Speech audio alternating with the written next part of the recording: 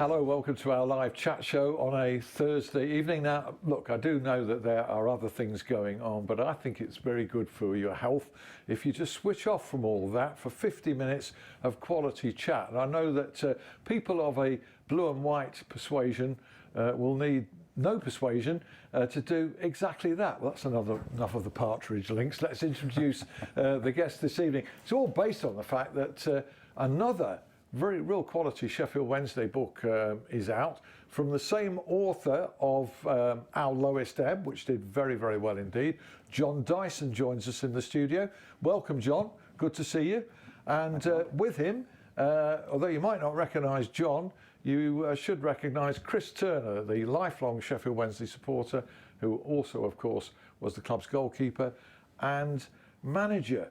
But Chris, you know, this is 84 to 86. It's the Howard Wilkinson time at Sheffield Wednesday, which was a tremendous time to those of us who were there and watched it. And I know, John, you were just about old enough to do so.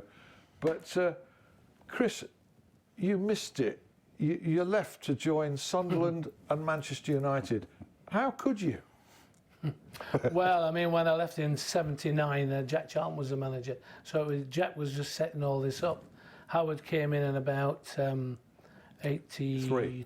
Summer of 83. Summer of 83, and then picked everything up from Jack, and then ran with it till about 89, 88, 89. That's when I did come back in the last 3 weeks of Howard's reign at Sheffield Wednesday. But, you know, as a fan, and watching from afar, Howard did an unbelievable job in building the team, the way they played, the way they trained, and obviously the success that they had on the pitch, which, you know, the fans, especially John, you know, remember extremely well.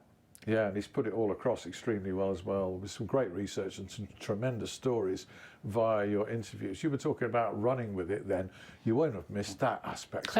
You'll have heard all about that. Well, no, I mean, obviously, the training regime that Howard brought in got the team super fit. I mean, when we was at Sunderland, we came down very early days when Sunderland had been promoted to Division 2. And Division 1, and they blew us away for 45, 60 minutes, 2-0 up in about 19, 20 minutes, and could have been, many more. We were just stunned. As soon as a free kick was given, it was arrowed up to Lee Chapman, who flicked it down, and there was second balls, and there was shots, and there was chances. I made a few saves. Or it was played out wide, 2 touches, 3 touches, whipped in. And as soon as the ball went out for a throw-in, it was quickly collected and soon into play. Centre half, Mickey Lyons would get the ball for a free kick, 5-10 yards outside the box. He'd put his hand on it, jog on. Martin Hodge would get it knocked forward. And it was relentless for 60, 70 minutes. Fortunately, it was a red-hot day, and they ran out of steam that day, and we got 2 late goals and nearly nicked the game 3-2. But you knew you played a game against Wednesday. Yeah, you knew you played a game. And fortunate to be a journalist at that time, sort of getting into a groove in my career. I thoroughly enjoyed that style of football, and yet it was controversial. Not all of us people in the press box thought the same. I mean, the more establishment journalists thought it was anti-football. That was a common theme of your book, It is a common theme, yeah. It didn't take too much research to find the papers describing the players as looking like Rambo, or the team being Northern Kick and Rush. I'm not sure what the difference between Northern and Southern Kick and Rush is. Oh. It didn't take too much research to find that's the difference between Wimbledon and Sheffield Wednesday. Possibly, It was not to that degree, though, was it? No. It was, it was played forward quickly. But I didn't think it was... The direct with purpose was a phrase that was used to me by several of the players that I interviewed. It might well have been direct, but it was there for a reason. You spoke to Howard Wilkinson for this book. He's made some very interesting comments to you. Did you get the feeling that he was irritated by that putting down of but in some quarters of what he'd achieved. He told me that it didn't matter really how he got the ball in the box. He said in his ideal world he might play like Pep Guardiola's team does and pass them about. He said what he wanted to work with was the players he had in front of them and figured out the best way to get the ball into the box and score goals. So he didn't particularly take offence by it. He used it sometimes as kind of ammunition in the dressing room, you know, pinning it up on the wall, saying, "Here you are, lads. Here's what the press is saying about you. Come on, let's show them different." But no, I think 70-odd-year-old as he is now, I don't think he's. No, he's not too bothered. I think he can put his medals on the table, including a title-winning medal at Leeds United. But of course, he did play a different way. You know, he could afford the Strackens and the Gary McAllisters there. When you look back, Chris, as a supporter, you know, you missed that period, but for the best of reasons. I mean, you were playing at places like Manchester United, but I'm thinking that you would have loved to have been a part of it as well. Yeah. Well, you know, I mean, it's my team and it's my club, and I supported them all my life, and they were really coming up on the rise. Jack Charlton took them up from League 3 to League 2. Howard then took them from League 2 to League 1, and you know, I was having a good time myself. I was playing in the top league 5-6 years before I went back. Well, 8 years before I went back to Sheffield Wednesday, so I was playing at the highest level. But you know, the team spirit amongst them players as well. What Howard and Peter Eustace, you know, was his coach as well, and Alan Smith, the physio, great guys. And Mick Hennigan, quite a character. You know, Mick Hennigan, a tremendous coach, tremendous. Got players motivated. Peter got players playing. Howard got players motivated, and he always had a reason for doing whatever they were doing. There was a reason to doing it, and you know, he super coach. They were almost one and the same person. He sort of came across Howard and Mick Hennigan in this book. They were, in a way, they were close, very, very close. And I used to get the feeling that Howard used to take Mick off with his voice, because when I used to ring the office, and obviously Howard didn't want to be pestered by me yet again, he'd say, "Gaffer's not here. He's gone running. Gaffer's not." And I knew it was Howard taking off Mick Hennigan. I just knew it. But you got to know quite well Mick Hennigan. Mick Hennigan and Sonia, they've been really helpful in this. Still going strong. They actually live in what was Howard Wilkinson's house out in High Green. Yeah. So they were that close, and Lee Chapman lived over the back. You see them putting the bins out along with Leslie Ash back in the day. That was when there were denials about that relationship and that romance, but you knew that it was true because you saw it. Or Mick saw it back in the day. And that later they lived near the Botanical Gardens in Sheffield. I think that was when it was all official. There are things in this book that I'd like to read out as the show goes on. There are one or two sort of classic stories in here which we'll come to. Just briefly breaking into, we're doing Sheffield Wednesday then, but we're also doing Sheffield Wednesday now, and we'll have a little chat in both parts about how you see it now, both of you guys. Chris, you were on record before the start of the season. You thought it was going to go well. Is it going to plan as far as I think it's going extremely well. I think that you know, the recruitment. You know, I've said before on this show, it's all about recruitment, and it's proving to be the case. The recruitment over the last 12 months has been excellent, and then obviously over the summer, it's Darren's got his squad together. I think that you know, it's over the season, over 46 games, and you know, I've watched 3 or 4 of the games, in the Portsmouth game 3-3, and the negativity that came off the back of that result, and the Peterborough result, the 2-0 defeat. There's the negativity. It's just got to be brushed aside, and this squad of players that are there now are more than capable of finishing in the top 2, and really that's what we hope for, a top 2 finish, because playoffs, there are some good sides in the division. There's some bad sides in the league. I think we played one last Saturday, the 5-0, but in the past they've been difficult games to get goals in, but you know, we got goals, got 5 goals, which is great. it's, you know, with playoffs, if you're ending up playing against like Sunderland last year, it could be a Derby, could be an Ipswich, could be a Charlton, could be a Peterborough. Anything can happen. So we don't want that. We want the top two, one at first or second in the league, and go up automatically. And I think it's all going to depend on the games against the 7 or 8 other clubs, the 16 matches, how many games we can win in those 16 games, because I think the other games will look after themselves, because we're far better than those teams. It's just those big battles, those big games. I've won a few weeks ago against Bolton, was a big game, and we didn't play great, but we win 2-1, and you know, that's the sort of result we need in these 16 games, and then I think we can get top 2 positions. You said just then that negativity is quick to set in with the slightest setback. It's unbelievable. I mean, it's always been the case. It is at most clubs, but Sheffield Wednesday, the expectations are so high that anything that's not up to what, you know, you'd like or even should happen doesn't happen, and it's a big lull. And you know, there's a lot of critics come firing out, and Darren's experienced enough now not to worry about that. He doesn't seem to worry about anything of that that's nature. good, because I mean that's you know, that's what it's all about, and I think that the more just let him get on with it. We're going to lose some games. Let's hope we don't lose too many in those big games against the bigger clubs, and we win them, and just let him get on with it, and let's see where we go at the end. I think the owner said he expects promotion with his squad, so he's entitled to. So he's entitled to, because he supported the manager and the recruitment of the players, and kept certain individuals who will be earning good money. So, you know, he's entitled to. But I think with Darren, he's been there long enough now to know the club, to know the players, and I'm sure he accepts that. From a fan's perspective, that negativity, does it ever surprise you? You know, obviously we're talking relatively, because Sheffield Wednesday are in the 3rd tier. If they were sort of, you know, a mid-table in the Premier League or pushing in the Championship, it wouldn't be so quick to arise, would it? No, I guess it does surprise me sometimes. I was at that Peterborough game the other week, and that game hinged on a sending off in the first half, and yet at full time there was still a lot of grumbling, the odd boos. No, this seems a little bit unfair.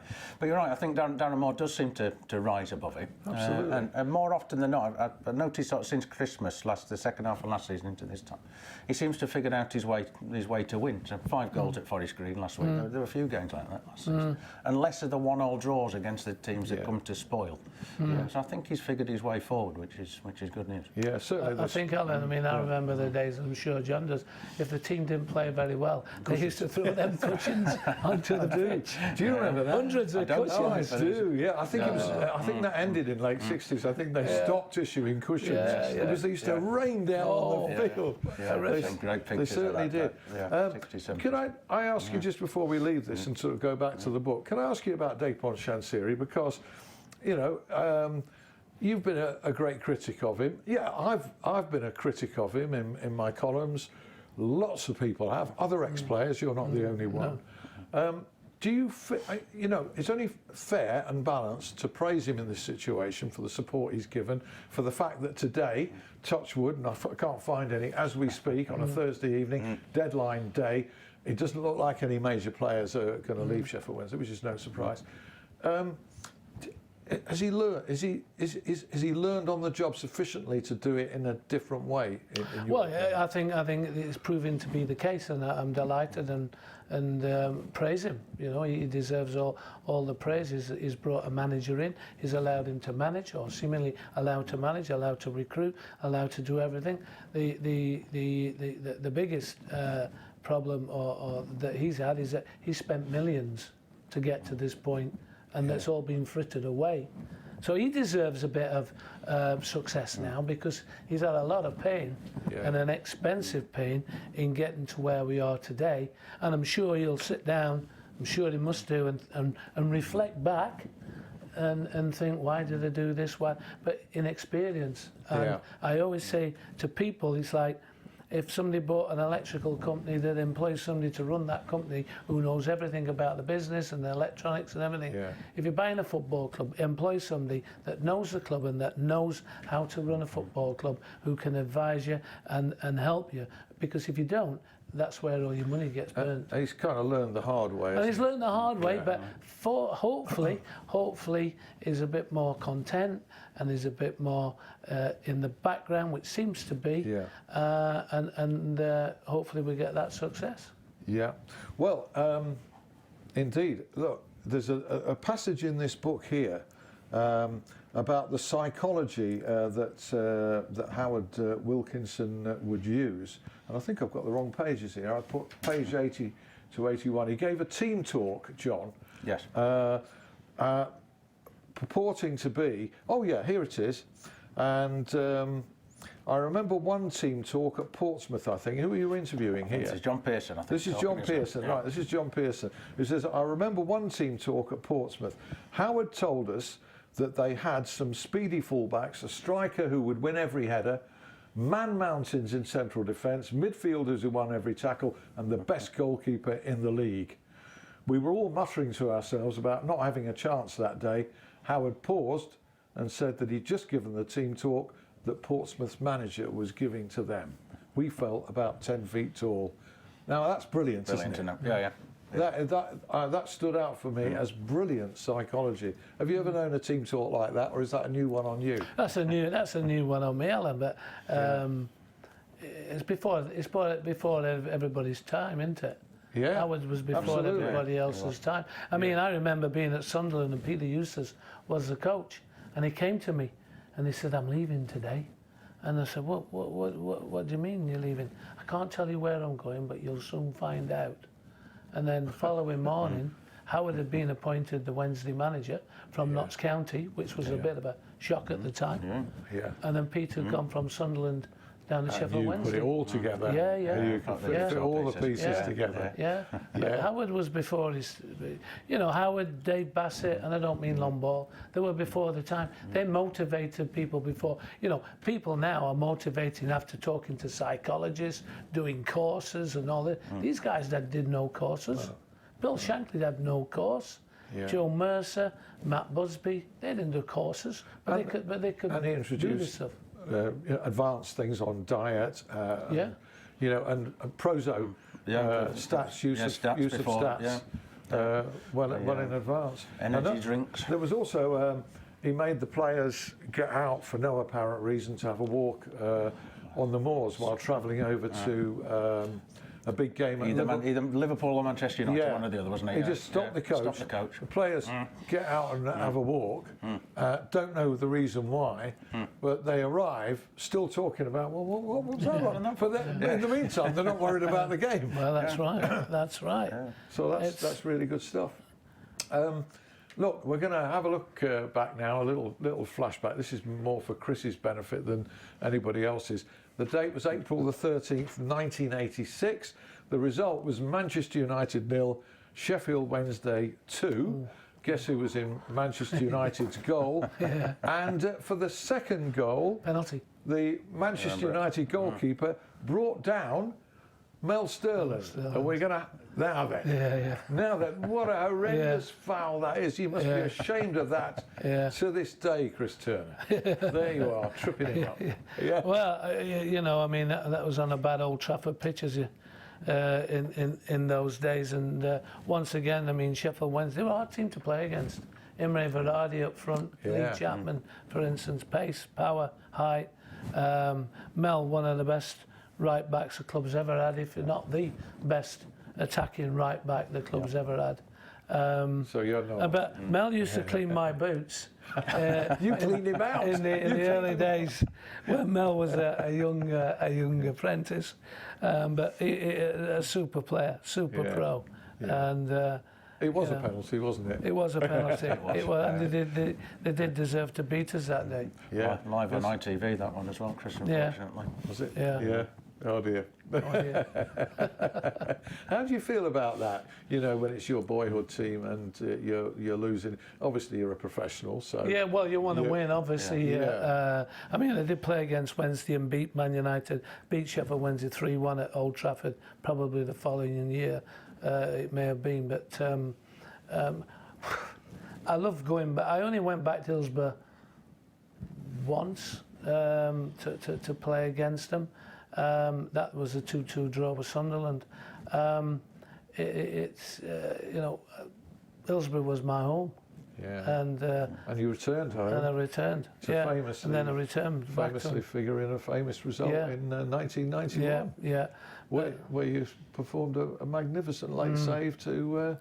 Well, you know, I mean, I from being so high, I always tell when my mum and dad used to work, I used to stay at my nan's, which was about 500 yards down the road, and she used to drop me off there at about 7:45, and about 8 o'clock, 8:15, across a busy road, Worrell Road, there was the Morning Telegraph in those days was delivered across the road, and they used to stick it half in, half out.